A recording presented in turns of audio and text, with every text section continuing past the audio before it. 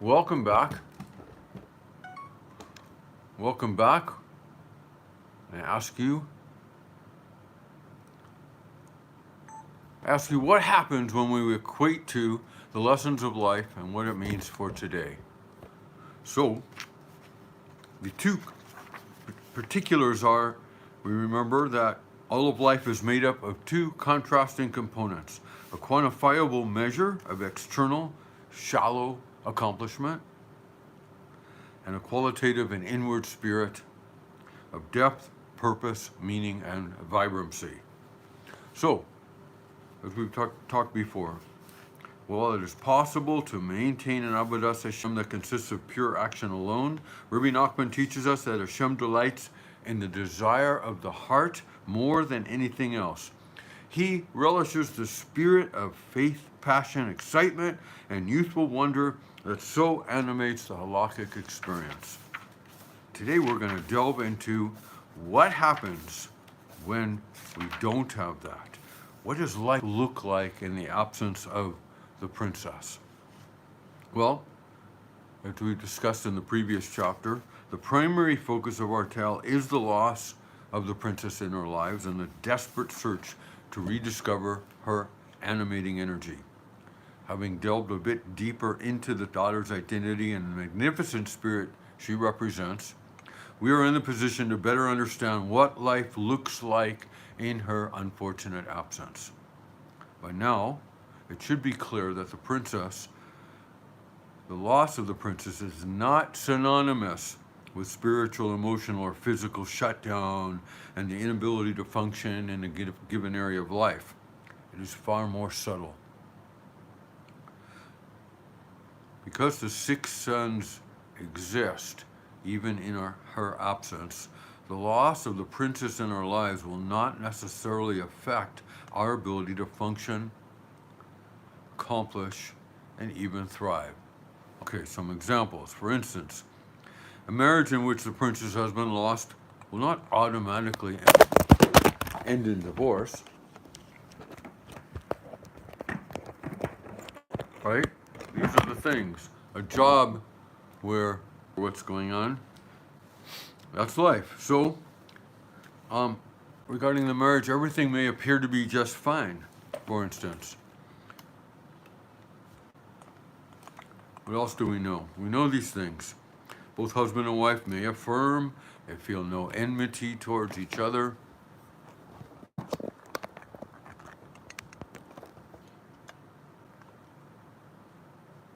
I see we have a bit of an issue here with the way that the live is going.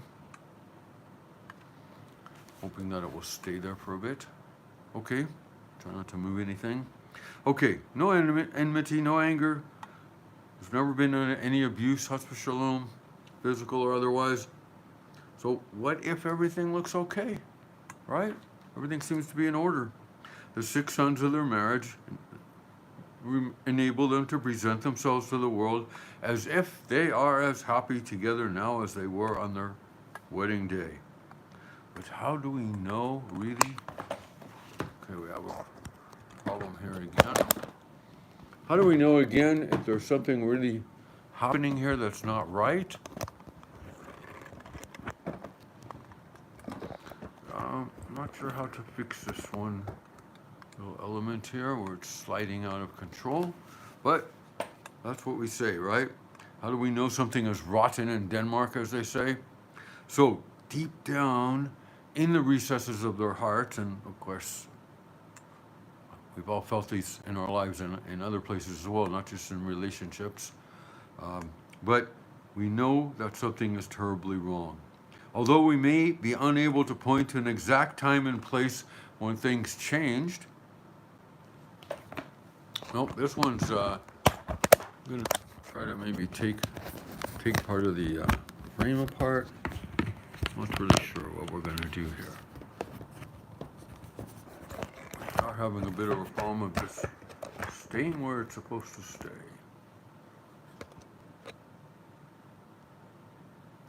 Okay, y'all see me there? Okay.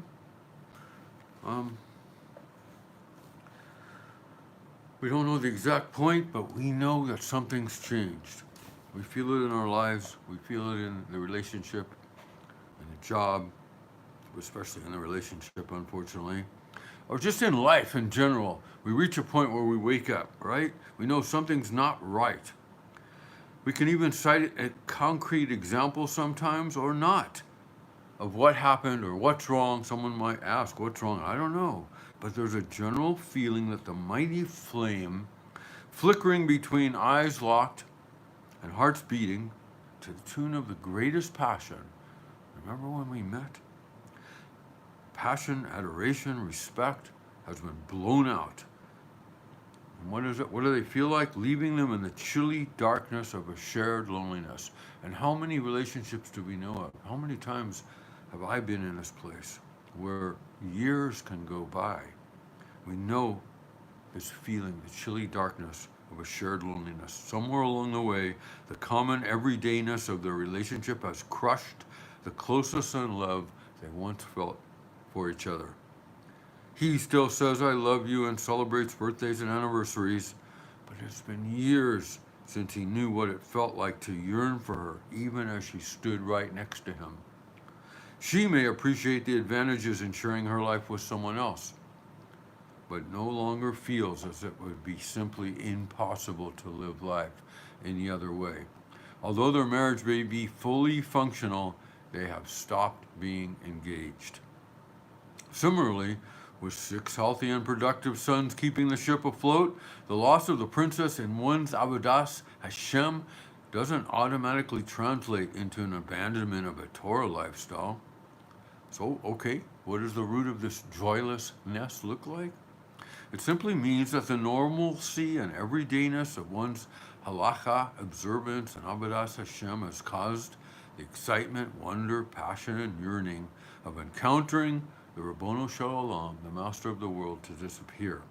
Instead of activating the soul and elevating the entirety of one's life to consciousness of and closeness with Abba Shebashamayim, Father in heaven, his Torah study and mitzvah observance are relegated to rote societal obligations.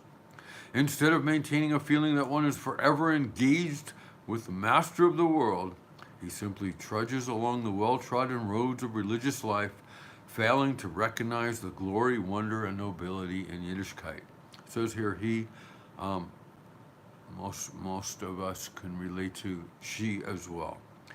Each of them feel, as a result, their Avodas Hashem give them no joy. In the words of Reb Nachman, for there are people who are sleeping away their days, even though it appears as if they are busy with Torah and Tefillah. Even so, Hashem does not have pleasure from them, for all of their avodah remains below and is not able to rise above. And look at around 60, verse 6. So, who can serve as a pointed illustration? Reb Shlomo Carlebach would often contrast the candle lighting of 2 Jews on the first night of Hanukkah to illustrate the difference between an Avodas Hashem filled with the presence of the princess and its uninspired counterpart. Okay, you ready? The first Jew comes home from Kollel or the workplace a few minutes before it's time to light. He hastily puts together his menorah, making sure his lighting will fulfill all of the halachos regarding the placement of the menorah itself, the wicks, etc., all in the choicest manner. Mahadran min mahadran. Again, he may have done this even the day before, but it's just rote. As his wife and children are gathering, the phone rings, his great aunt Hilda calling him from overseas. It has been so long since they have spoken. Excitedly, he begins catching up with his great aunt, holding phone to ear with his shoulder as he finishes setting up the menorah. Soon he is ready to light. With the menorah beautifully arranged and his children surrounding him, he asks his aunt to stay on the line for a moment. Phone in one hand, candle in the other, he proceeds to recite the brachos, light, and he lights the candles, sings a hasty Haneros Hallelu and Ma'otzur. When he has finished, he is back on the phone, walking into a different room, so he can hear his great aunt's voice over his children's excitement. So, how is Uncle Shmuel? Wow, it breaks my heart. How many times have I been in this place? And it's not maybe just about Hanukkah, of course. It's so many things. Just quick, do it, get it done. how it's supposed to maybe be done, and not even in only Torah aspects of life, but the story goes on. The second Jew has been preparing for this exalted Yom Tov for a month, learning everything he can get his hands on regarding the inner soul of Hanukkah and the awesome nature of the spiritual energy revealed during these 8 glorious days, particularly during the lighting of the menorah. By the time the clock is changed,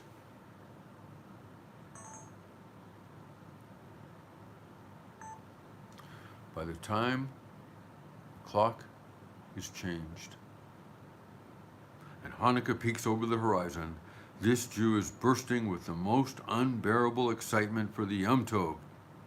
His heart could melt from the heat of his desire. Okay, I've also had these kind of years. I've had both kinds of years.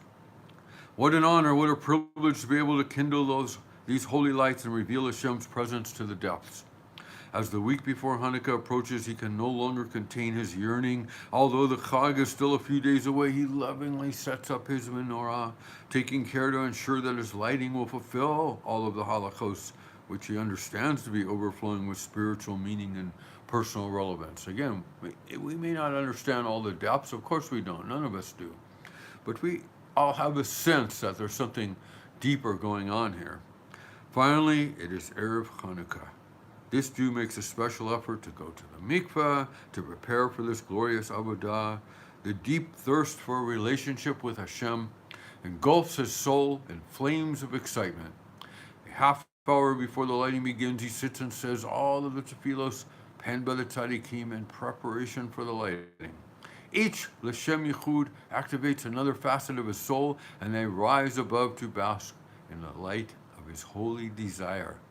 Finally, at long last, the time has arrived. Heart overflowing, he stands with his children before the menorah. The same menorah lit by the generations before him in the most unimaginable circumstances. The gravity of the moment overwhelms him, moving him to tears. Candle in one hand, his youngest child's hand in the other, he recites the blessing slowly, with the deepest intention and feeling born of the intensity of his anticipation. He savors each word as if it were a cold glass of water in an endless desert.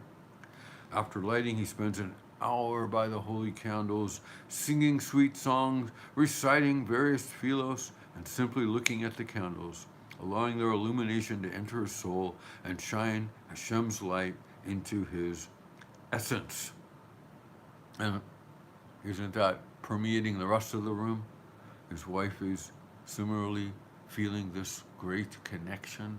The children, maybe they're playing their dreidel and other games, and everybody's singing songs, but there's clearly something going on. People might be cuddled up and just holding hands, hugging, kissing, singing.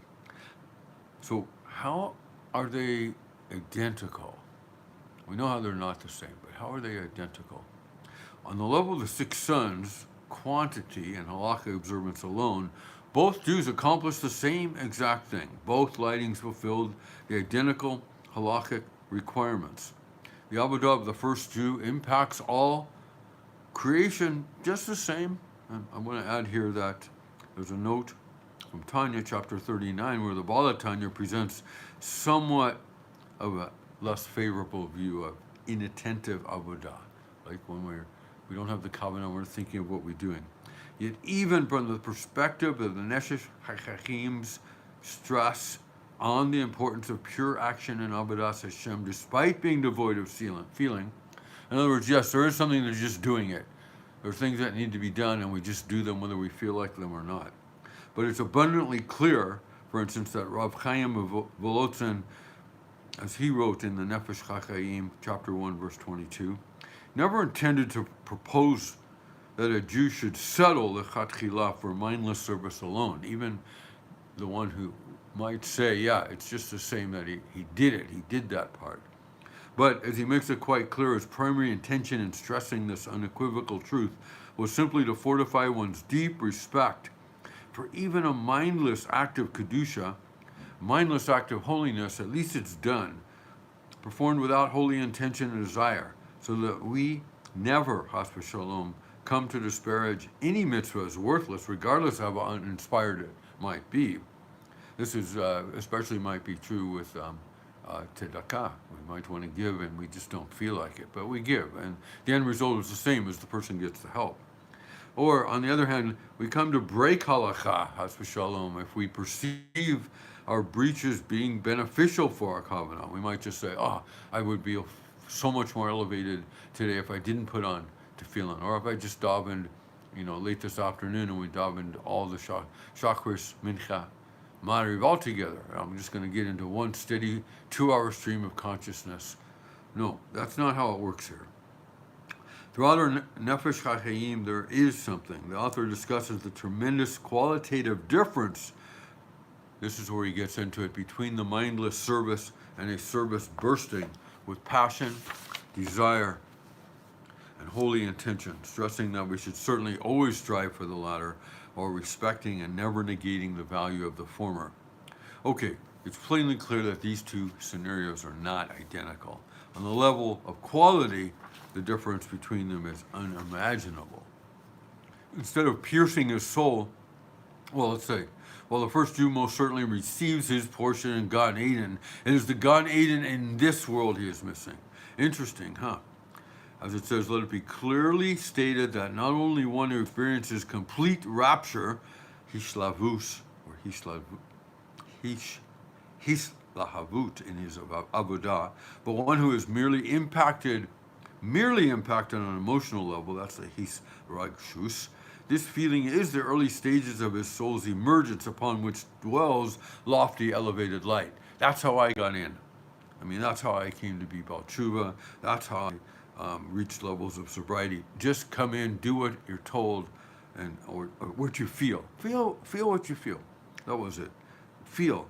The pleasurable feelings and holy emotions experienced by this person in his prayer, mitzvot, and Torah study, and the eruption of sparks of pleasure and holy fire are from his portion of Gan Eden, which he will experience in full for eternity after the completion of his days and years. So there is something to this, but I fell again and again, because you can get high on things, but without the vessel, you just fall. There's nothing to hold it. And so it's a constant experience of the emotions, raising the emotions, and then again, unfortunately, of the emotions falling. So in the container, I'll go on, instead of piercing his soul and satisfying in the deepest way, what is it what I miss out on? Where I would be fulfilling my life and the lives of my family members and friends with the glorious spirit of Hanukkah. The absence of the princess in his mitzvah robs his service of the joy that is rightfully his. And the words of Reb Shlomo will be, and I'll finish with, where is my life to be found? The majority of our mitzvah observance is simply to fulfill the law. What would our lives, both communal, personal, and spiritual, be like without these laws? Okay, immensely enriched.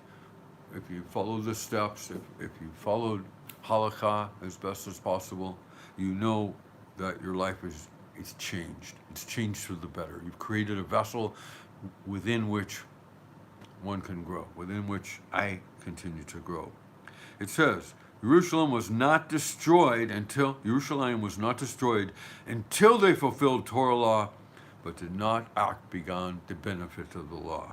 There's more specifics about this in Baba Metzia, how they held the widow as accountable, or the orphan or the poor as accountable, no matter certain the circumstances. Yes, if we break the law, we're all responsible for our actions, but there are mitigating factors. We do need to pay the price for the crime, but there are ways in which this is done that take into account beyond the letter of the law. Why? The letter of the law represents the boundaries within which we live our lives. However, life itself is to be found within these very boundaries. I explained the other day to someone that in the old days, I looked far and wide as wide as I could, but I was missing something, and it was only later when I created that vessel, when I narrowed the width of how far I looked, suddenly I was able to reach incredible depths and incredible heights within those boundaries. Imagine turning off phones, say, that one day of the week, or stopping the destructive behavior which I was engaged in. Suddenly, everything else begins to fall into place, and how much higher am I able to get? How much more close to my family and community by stepping outside the endless pursuit of pleasure and creating a boundary within which I could experience, as it says here, the very elevation from the potential to actual. It is only beyond the surface of the boundaries that one finds kindness and love. It is our obligation to give them space and to bring them from potentiality to actuality. We're going to go from here in the next class, the next shiurs. How can I experience paradise in this world? So this is where we began to understand the rewards of a mitzvah. When is a mitzvah truly a mitzvah? What makes this possible? And what can I do about the exile of my personal self? How can I experience this? How can I do this? And what is the end result? What is the paradise that waits? What does that mean for my Torah? And what really is tshuva, the steps 4 through 9 in the 12-step process? And what is the goal? So we come back again to the two contrasting elements. All of life is made of these quantifiable measures, the 6 sons, the external shallow accomplishment, whether it's in the relationship world, the business world, or the spiritual world, versus a qualitative and inward spirit of depth, meaning, and vibrancy in which we relish with Hashem the spirit of faith, passion, excitement, and youthful wonder that so animates the halachic experience. Thank you very much. Hold on for the final section in this second chapter of The Lost Princess, the epic quest for the soul of our tradition. Thank you very much.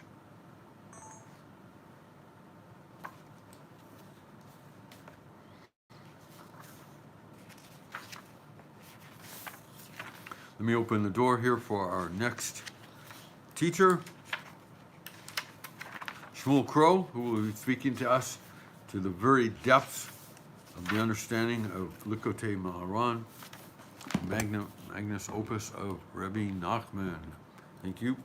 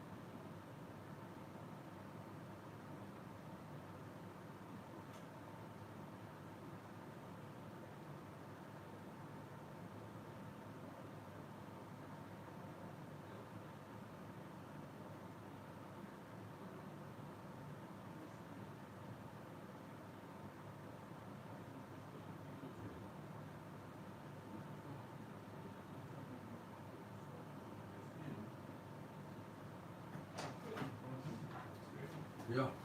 You know it's gotta be dead. Ja, det ska vara via det. So, Increase the Torah and do it right. no. Right. So the camera's live already. I didn't find the book stand. Oh, that's not critical. I don't think quickly. Oh, and I think Shlomo Gatti had said, I'm not bringing it up today. Okay, so I'm just like this. Shlomo said it's better to have this in line. The truth is, Reb Yoel actually spent a significant amount of time with me adjusting the camera. And I actually have his facade on how to adjust the camera. I wasn't insisting on it because we had Yehuda's opinion. He's a cinematographer, but I have what Reb Yoel really thinks. Well, okay. Well, I'm happy to adjust it. Let me just take a quick look. It is better with the streamer if we have it. And if we don't, it's possible we can do it.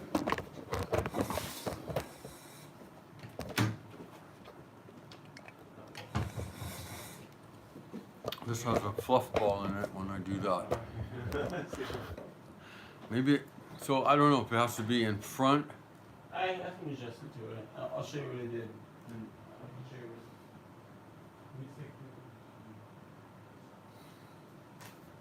what. Okay, so here's the center in there, so it's fine.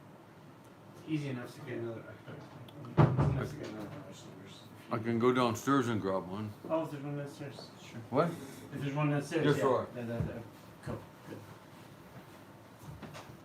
But if you, Yeah, I'll get the camera adjusted and then show you what I did. Okay, that's.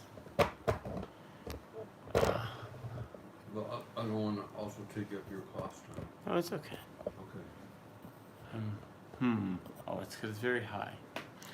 Oh, okay. Even though I'm here on Shlomo's, whatever this is, it's really Reb Yoel's project. Agreed. So I'm gonna take Reb Yoel's Pesach on this Agreed. about where to set the camera. He's also a visual artist, right? So he's very attuned to these matters. Right. Yeah. So what he wanted was the primary aspect of the frame. Some rubber came off. Okay. Right. Be this photograph, this painting in the back, Yeah. and that. Shouldn't it be down lower? I find a big problem with that. I could see that. I It could should see it be being down rehung. a little bit lower. Yeah, I could see that. And they're not planning to, it looks like, because it looks like they're looking to put another 2 holes in order. Oh, they already did some work on it? No, I don't know, but, no, I don't know. Well, the camera also is quite close, according to Reb Yoel's opinion. Too close? A little close, because if it's back here slightly, you can see more. There's more in the frame. Okay. Then if the frame is a little too big, that's very easy. This stand is messed up. That's very easy to modify in post. And it's like brand new. Zoomed. No, I'm But it saying. keeps sliding here. Yeah, it's because the plastic, the rubber is missing up here. Okay. Anyway, this is a reason why. Let me get the. What rubber's missing? And this here. This is supposed to be rubber coated. It'll hold the camera down. I'm not sure what happened. No, it didn't ever have anything Really? there. Alright, sure. This is brand new. Oh, it's very new. There's the rubber here that I think is I the see, only okay. thing that's technically supposed to be So needed. you've got a new stand in there. Okay. But it's sliding here, which it never used to do. Unless there's something missing there. The other stand, you worked better. Yeah, I see your point actually about this being a little bit, the painting being a little bit high. I almost wonder. Wait, are you sure? I'll send you some videos, man. I took videos of this before where my head was exactly lined up against this thing, and I had the book. You could see the frame, and you could see this table center. I think that's moved a little bit. Moved up a little bit. Anyway, I'll get it as best I can. Okay. But Reb Yoel's opinion basically was that should be the main part of the frame, and then your head is right in the middle of that. Right. I agree, but I couldn't figure out how you do that. Yeah, it could be that's hung a little bit higher than it used to be. But I agree with you. Let me get a extender. It's hung high. Okay. There's your time, it's already 10 after. Oh, okay. I'll make do. Okay. Yeah. Somebody did that. Wasn't according to Abel's opinion.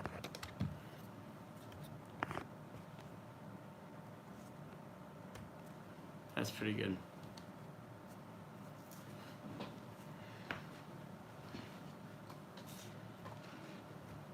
Are we live?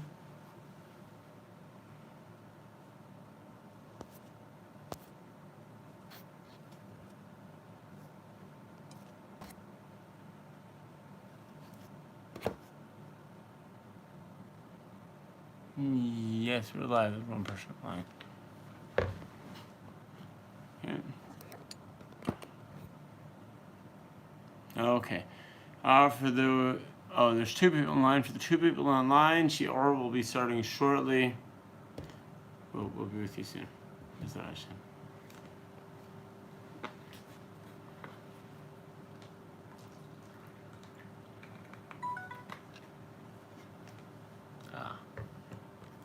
Camera is.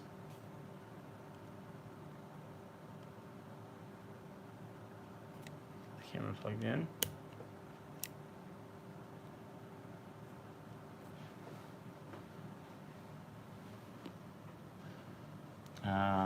Using a splitter.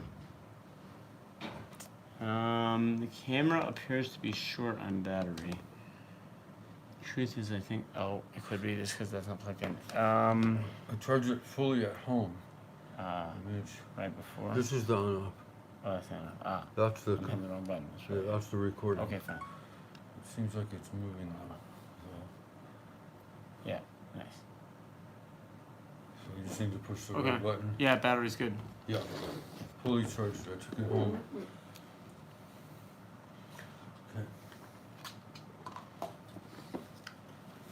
Okay.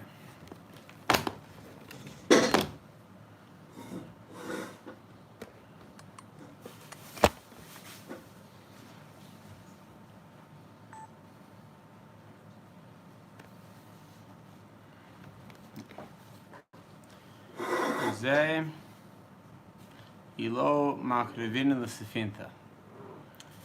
So Rabbi Nachman is now going to explain the strange story of Rabba Bar Hana, who was a Tana, I believe, in the Mishnaic era, around 2,000 years ago. He was on a boat, and the captain of the boat decided to park the boat on a fish. And because he thought it was an island, they got off and tried to make lunch, and the fish threw them off. And we've been discussing the mystical interpretation of this story and the practical application of that mysticism for some time now. So this particular detail of the story is that the fish was not pleased that they started to make a fire on its back, understandably, and it bucked them off. And it says, Ila Makarevina L'Sefinta, if we were not still close to the ship, and then the story goes as you think it would go, and we would have sunk. But fortunately it didn't sink because the ship was still close to where they parked it, on the fish. This is kindness, that the ship was still close. And therefore we didn't drown. So besides for existential questions one could have, which generally in Breslov we encourage people to go deeper than that, the existential question would be, well, if that's kindness, wouldn't it have been kindness if God had not led us into this situation in the first place?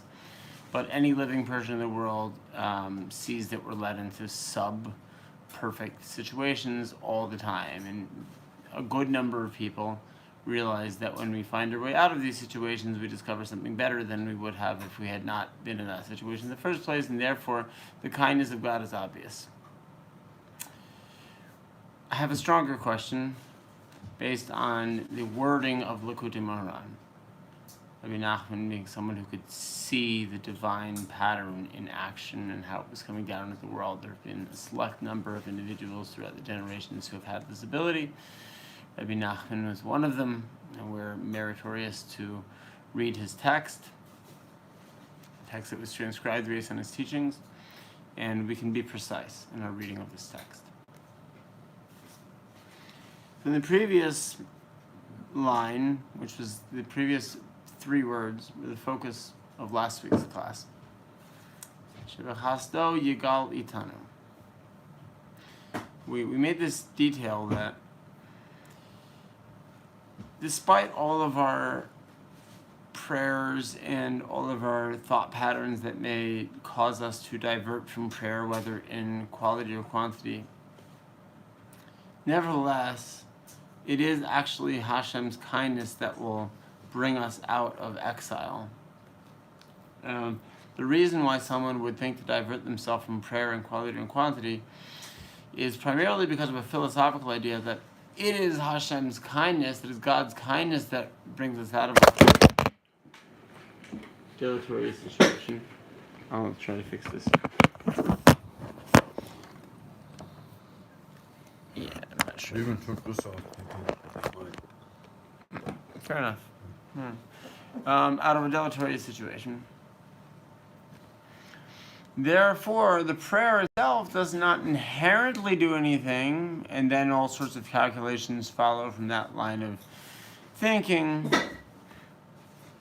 And then Rabbi Nachman comments on that we nevertheless need to pray because Hashem's kindness is in fact the thing that brings us out of our dilatory situation, and the novelty being that it brings us novelty.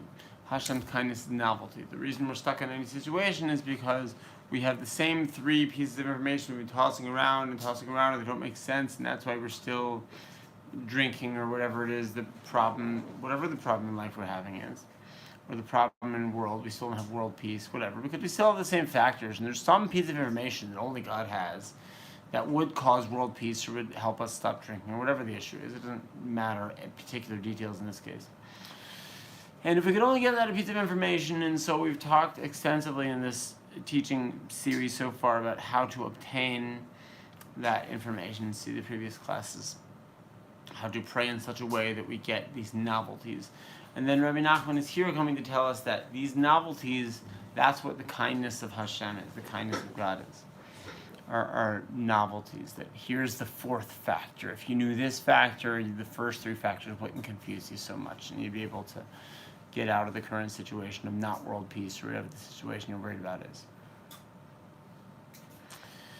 So we see a little bit of a discongruity in the usage of the word chesed as Rabbi Nachman uses it. Specifically, in the first time he uses chesed, the Hebrew word for kindness, in brief proximity, the second, within the same 10 words or so, he uses it to mean novelty, according to how we've interpreted the teaching so far. And then he says, well, if we had not been still near the ship, then we would have drowned, and therefore the kindness is that we were still near the ship, which is exactly the opposite of novelty. So what does chesed mean exactly according to Rabbi Nachman? Does it mean novelty or the opposite of novelty? Now, by the way, this question is not so to hook. It is not a forced question, because it says in the introduction to the Eitz Chaim, which is one of the primary documents recording the teachings of the Rizal, the founder of the structure of modern Kabbalah. Everything we know about Kabbalah is structured pretty much according to the Rizal. Sometimes you will see a contradiction between usages of a Kabbalistic terminology. And the word chesed does mean kindness, but it also is a Kabbalistic term for a certain divine quality, a set of divine qualities. Without going deeper into the concept than that. And if you should see a contradiction in the definitions of Kabbalistic terminologies, know that these terminologies exist on many different levels. There is a chesed, let's say, for example, of a place called Atik Yomin, in a place called Arich Anpin, in a place called Abba, in a place called Iman, in a place called Zad, in a place called Nuk, and they all work somewhat differently. And so if you see a contradiction, it's chesed of this place and chesed of that place. And while they don't work exactly in opposite ways, there are some different, they're both called chesed, so they both work similar in some ways, but they work different in other ways. It's like English and British English. Aluminium or aluminum, how do you say the word? Well, in America you say aluminum, in England you say aluminium. So it's not so difficult of a question, but still, that doesn't help me in my life so much until I know exactly what Rabbi Nachman means.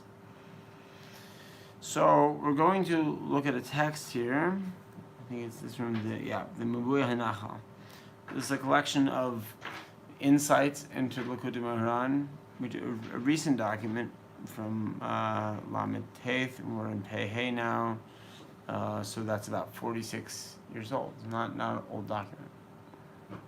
But the advantage of new documents is that they take into account the majority of the older documents that we've seen, and probably the author of this document from 46 years ago has seen other documents from Rabbi Nachman that we have not seen because they devote their entire lives to this study. So let's see what he says.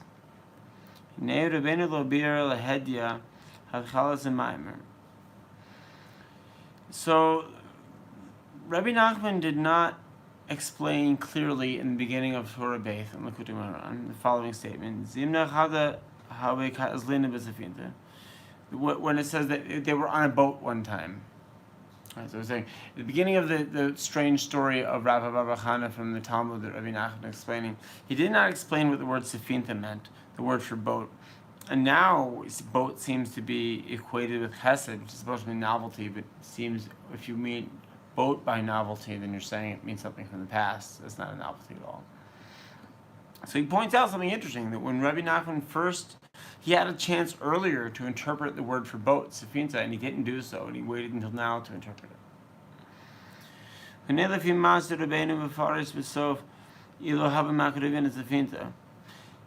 Now, we can learn something from the fact that Rabbi Nachman waited until this statement if we had not been still near the ship. He waited until that point to explain what the ship represented, in explicit terms anyway. So the ship being clearly a hint to Hashem's kindness, which is called sefinta. And this requires a little bit of explanation. We've discussed it before, but it's worth repeating for those who are not regularly familiar with the Hebrew language and some of the more subtle details of it. Sefinta, the word root, is very, very similar to a word root meaning hidden. It starts with samech, and samech is interchangeable with the letter tzadi. It's really just used, if you say s with a harder sound, you get the sound for tzadi, samech tzadi. It's almost the same sound, except with a little more air behind it. So we can associate the meanings of these words. It means something which is hidden. Hashem's kindness is clearly being revealed in this case, it's clearly being hidden and then revealed. We made it to an island that's not actually an island. We were tricked, and God let this happen. And then we were thrown off the island, and we were saved. We didn't drown. We had our boat still nearby, which is logical, and that our boat would be nearby the place that we parked it. Hopefully that's so. And we call this kindness. So that is sort of hidden, how exactly that is kindness, and it's upon us to reveal it, as has been the theme of this lesson so far, right?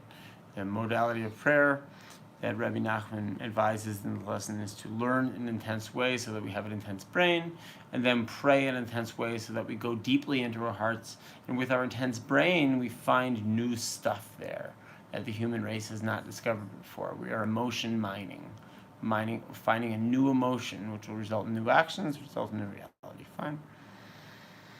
So that's why sefinta and tsafinta would mean very similar things, boat and hidden. So Hashem's kindness is hidden in some way. That's fine. If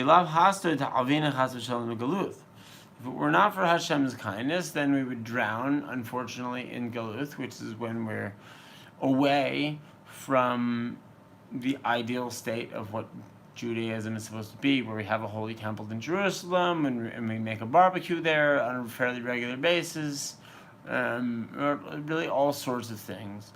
That would be different. We're supposed to all have a sort of Ruach HaKodesh that we can tell things that would require extensive research to discover without having to actually perform the extensive research, which would save the human race quite a bit of time. And it's hard to do research on important matters without a little bit of non-ethicality. So if we could save ourselves having to undergo sort of non-moral things for the sake of the greater good, it would be a more moral world in general. There's many things that would be better if we were allowed to do our thing like really all the way. But it's not the state of the world right now. So that state of the world that it is right now is called Galuth. And if it were not for God's kindness, we would drown in this state of affairs.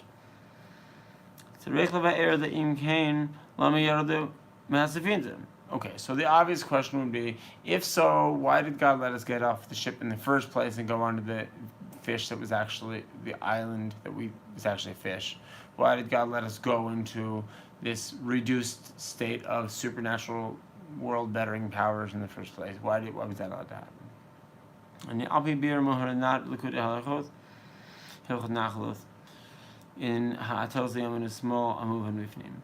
So the author of Mabui Nachal, a recent Breslov text, is now quoting an older Breslov text. He provided a citation there. If you know how to look up the citation, you will have understood the Hebrew I just said, so I don't necessarily need to translate that. But it's a citation to the teachings of Reb Nathan Zechron Lebracha, who is a primary student of Reb Nachman. He says like this. On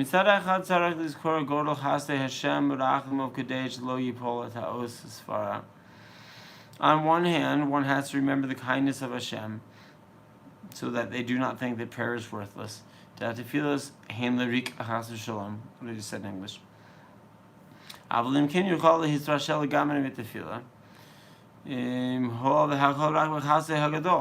If someone thinks that it is all contingent on God's kindness, then not their own work in any way, then they may think that it's not, I don't have to pray at all, God will just do it because it's His kindness.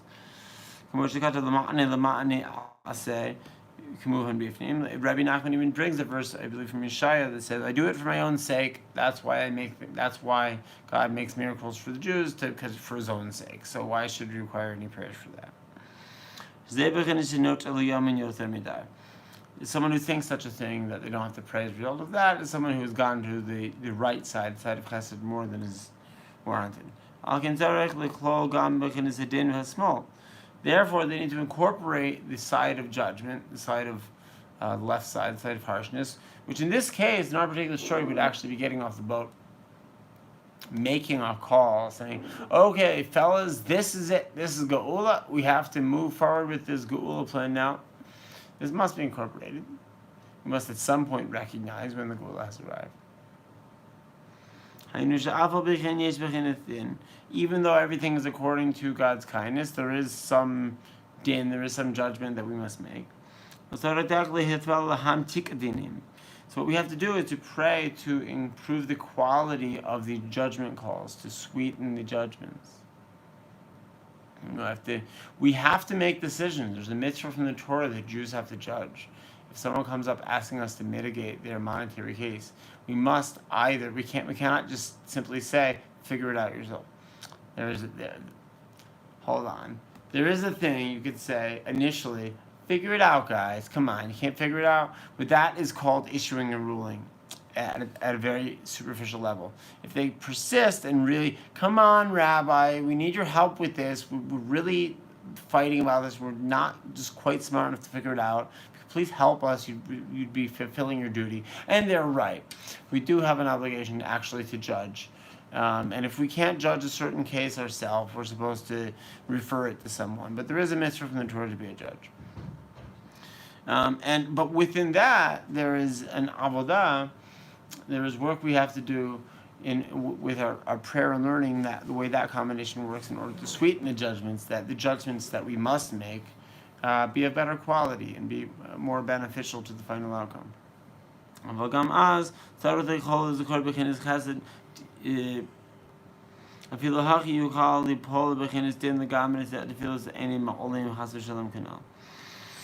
But we have to, even when we're judging, we have to incorporate chesed. So, in the Mabui Hanachal, he brings out a question that is a little bit different than the question I asked. But it's similar enough that I think it can serve our purposes, which is this detail in the language that Rabbi Nachman brings. That he calls chesed in one place, he says that it's the that it means novelty. In another place, he says that it means something which is not new. The fact that the boat was still there. That's my question. And then the question for the Mu'i HaNachal is, when Rabbi Nachman first mentioned the boat, he didn't interpret the boat. It started from a place of pure chesed without interpretation, kindness without any interpretation. And then only after extensive explanation of all the ways someone could think themselves out of praying, Chas v'Shalom, he discusses exactly what the Sefinta is, and only then he tells you that it's chesed.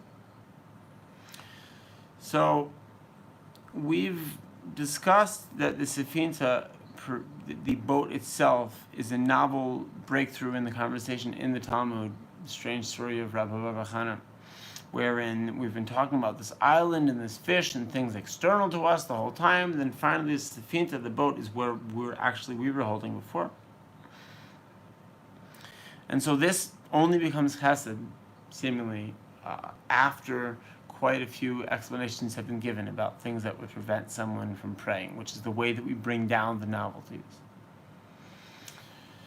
And the novelties are that which sweeten the din. Right? When two parties, if you're judging a case and two parties come up and say, I've got my story and $50.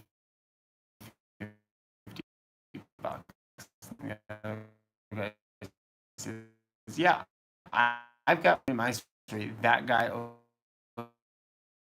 me $50. Both their stories are true, at least from the say judges. There's going to think that guy. Instead, the question is that the final ruling